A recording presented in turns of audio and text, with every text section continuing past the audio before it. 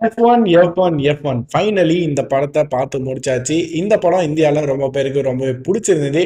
என்ன ஒரு particular reason அப்படின்னு பார்த்தீங்கன்னா, இது ரொம்ப ஒரு commercialised way of telling cinema. இந்தியாவ பொறுத்தவரைக்கும் கமர்ஷியல் படங்கள் கண்டிப்பா கிளிக் ஆகும். ஸோ அந்த வகையில வேர்ல்டு வைட் இந்த படம் எல்லாருக்குமே ரொம்ப புடிச்சிருந்திருக்கு. ஸோ இந்த படத்துல எனக்கு புடிச்ச ஒரு சில விஷயங்கள் அப்படின்னு சொல்லணும்னா, இந்த படத்துல ஹீரோ வந்துட்டு தான் ஒரு தோத்து போன ரேசர், நான் வந்து ஜெயிச்சே ஆகணும் அப்படிங்கிற அந்த ஒரு விஷயத்த தேடி ஓட மாட்டாரு.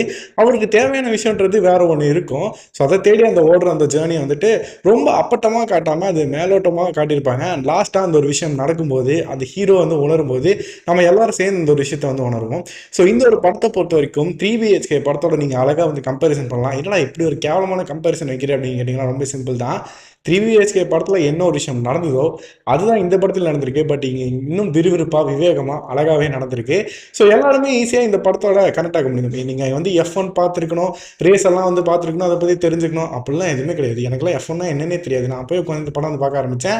ஆரம்பித்த கொஞ்ச நேரத்தில் அந்த படத்தோட அந்த ஸ்பீடோட கனெக்ட் ஆன கடைசி வரைக்கும் செம்மையாக என்ஜாய் பண்ணிட்டு நான் வந்து வெளியே வந்தேன். எனக்கு பர்சனலாக இந்த படம் ரொம்ப பிடிச்சிருந்து. மெயினாக அந்த ஹீரோட கேரக்டர், அந்த ஹீரோட கேரக்டர் இல்லாமல் சுற்றி இருக்கிற எல்லா கேரக்டரும் நீங்கள் கொஞ்சம் கொஞ்சம் விஷயங்கள் கற்றுக்கலாம். அது படம் பார்க்கும்போது என்னங்கிறது உங்களுக்கே புரியும். ஸோ டைம் இருந்தால் கண்டிப்பாக செக் பண்ணி பாருங்கள் F1. இப்போ ஐமேக்ஸில் தேட்டர்ஸில் ஓடிட்டு இருக்கு. ஸோ புக் பண்ணி உடனே பாருங்கள்.